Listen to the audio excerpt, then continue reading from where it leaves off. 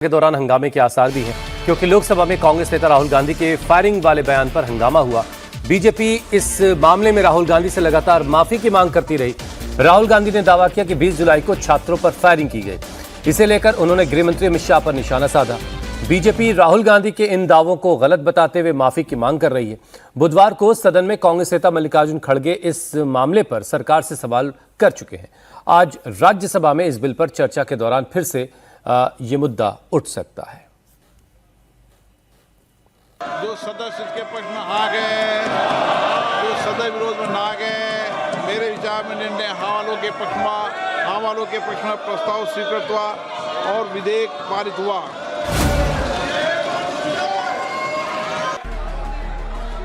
Paper leak bill को आज राज्यसभा में पेश किया जाएगा। केंद्रीय मंत्री जितेंद्र सिंह इसे सदन में पेश करेंगे।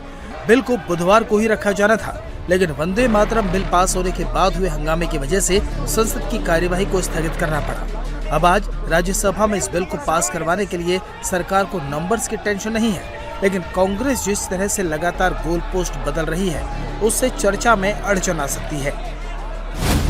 राज्यसभा में पेपर लीक बिल के आने से पहले ही कांग्रेस अपने तेवर दिखा चुकी है। 20 जुलाई को छात्रों के प्रोटेस्ट के दौरान पुलिस एक्शन को लेकर कांग्रेस हमलावर है। कांग्रेस और दूसरे विपक्षी दल पेपर लीक संशोधन कानून की कमियों, संसद मार्च के दौरान छात्रों पर पुलिस की कार्रवाई और गृह मंत्री के इस्तीफे की मांग पर हंगामा कर सकते हैं। कांग्रेस का आज राज्यसभा में क्या रुख होगा, इसकी लाइन लोकसभा में विपक्ष के नेता राहुल गांधी ने तय कर दी। राहुल ने लोकसभा में पेपर लीक पर अपने भाषण के दौरान मुद्दे पर एक भी पॉइंट नहीं रखा। उन्होंने बार बार निशाना अमित शाह पर रखा, इधर उधर की बात की। इसका ही नतीजा था कि उनका भाषण भी पूरा नहीं हो पाया। राहुल गांधी पैलेट गन के इस्तेमाल को लेकर हवाई फायरिंग करते रहे। Sir, the Home Minister authorized the shooting of our students, sir. He put pellets into the blood of our students. He ordered the students of India to be shot. क्या कौन सा ऑर्डर है, वो order का copy आप निकाल के बताइए। आपने कहा होम मिनिस्टर ने ऑर्डर दिया है फायरिंग के लिए, आप वो ऑर्डर का कॉपी निकालिए। आप बताइए किसने आपको बताया, कौन सा ऑर्डर नंबर, किस व्यक्ति को कहा है, कौन सा अधिकारी, आप कॉपी निकाल करके सदन में रखिए। राहुल गांधी तो आरोप लगाकर निकल लिए, लेकिन बीजेपी ने इसे पकड़ लिया। राहुल गांधी के निशाने पर पहले धर्मेंद्र प्रधान आए थे, अब केंद्रीय गृह मंत्री अमित शाह हैं, लेकिन इस बार बीजेपी राहुल को छोड़ने के मूड में नहीं है। The use of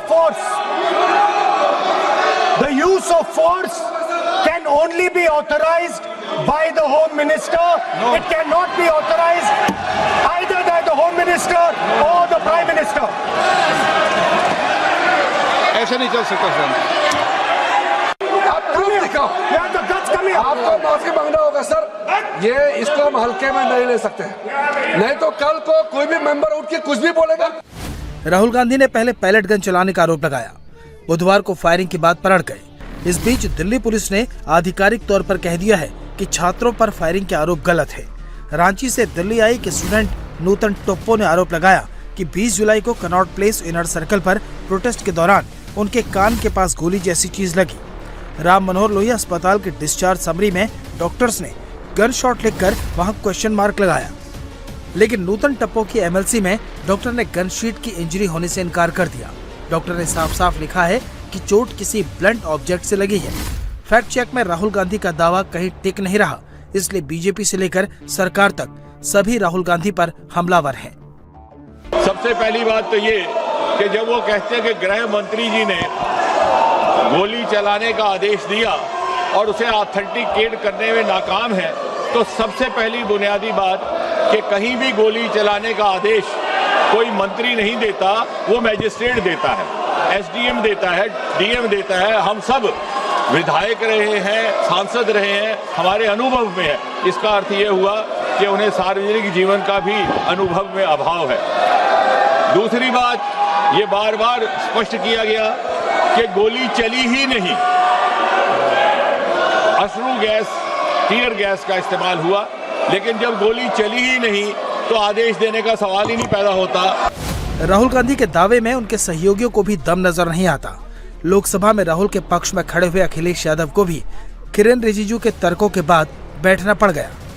अध्यक्ष महोदय, अगर नेता प्रतिपक्ष ने कोई गंभीर आरोप लगाया सरकार पे, तो ये सरकार की जिम्मेदारी बनती है कि किसके ऑर्डर पे पुलिस ने बच्चों पर, छात्रों पर, युवाओं पर इस तरह का व्यवहार किया है। ये सही बात नहीं अध्यक्ष महोदय, ये अगर गृह मंत्री जी का नहीं है। अखिलेश जी, आप जो बता रहे हो अलग बात है। राहुल जी ने ये नहीं कहा, उन्होंने सीधा नाम लेके कहा, इंक्वायरी का बात नहीं मांगा। राहुल गांधी जी ने इंक्वायरी का बात नहीं किया, उन्होंने सीधा नाम लेकर के फायरिंग ऑर्डर का बात किया। कैसे बात कर सकते हैं आप? ये आप समझते हैं कितना गंभीर आरोप है? आप अगर इंक्वायरी का मांग करता है या वो ठीक है, हम मानते हैं। अखिलेश जी, अरे अखिलेश जी, आप जो कह रहे हैं वो अलग है। राहुल गांधी जी ने जो बात कहा बिल्कुल अलग बोला है। राहुल को भी समझ आ गया है कि उनका दावा भारी पड़ सकता है। बीजेपी ने स्पीकर से शिकायत कर दी है, इसलिए राहुल गांधी ने सदन में भाषण देने के बाद जब प्रेस कॉन्फ्रेंस की तो फायरिंग की बात को गोल कर गए। ये व्यक्ति अमित शाह जी होम मिनिस्टर हैं। पैलेट गन की यूज, लीथल फोर्स की यूज बिना होम मिनिस्टर के परमिशन लिए नहीं किया जा सकता है। हमने भी सरकारें चलाई हैं, हम जानते हैं कि अगर गोली चलाने की बात आती है, पैलेट गन की यूज की बात आती है, तो the last call is the home minister and the prime minister, we know that. तो आइदर द होम मिनिस्टर, इन्होंने ऑर्डर किया युवाओं को मारने का ऑर्डर, लाठी चलाने का ऑर्डर, पैलेट गन का यूज का ऑर्डर, या फिर इनको मालूम ही नहीं था। राहुल भले ही फायरिंग की बात से पलट रहे हों, लेकिन बीजेपी राहुल को छोड़ने के मूड में नहीं है। जबकि कोई फायरिंग हुई नहीं है, तो किस प्रकार का झूठा आरोप राहुल गांधी जी लगा रहे हैं? उन्होंने माफी मांगनी चाहिए, सदन में माफी मांगनी चाहिए, देश के साथ माफी मांगनी चाहिए उनके झूठे आरोपों के लिए। लोकसभा में पेपर लीक बिल पास हो चुका है। राहुल ने फिर गलत बयानी करके परेशानी खड़ी कर ली है।